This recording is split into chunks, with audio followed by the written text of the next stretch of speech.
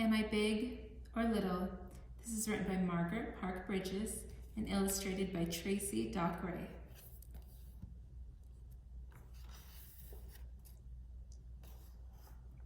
Rise and shine, little one. Time for big hits to wake up. Mommy, am I little or am I big? You're both, Sweet Pea. But how can I be big and little at the same time?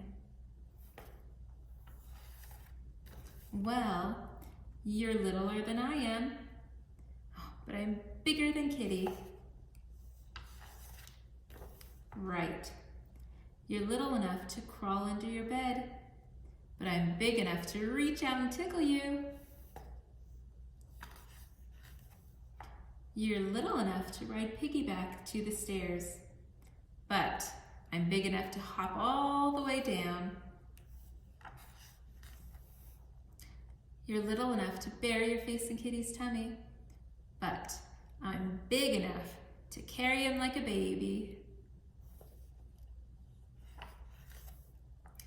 You're little enough to ride through the park in a stroller, but I'm big enough to make the pigeons fly away.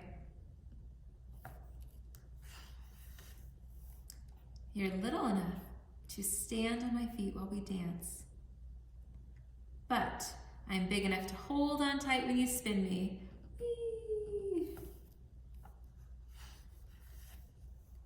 You're little enough to have a tea party under the kitchen table, but I'm big enough to serve my guests first.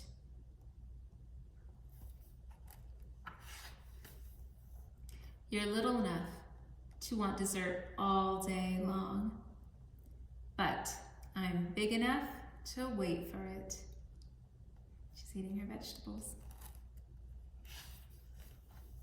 You're little enough to share your bath with a fleet of boats, but I'm big enough to be the captain.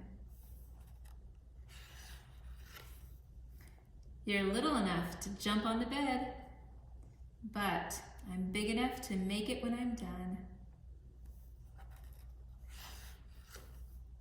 You're little enough to share a blanket with your animals, but I'm big enough to save them from the dark. You're little enough to pretend that you can fly to the moon, but I'm big enough to find my way home.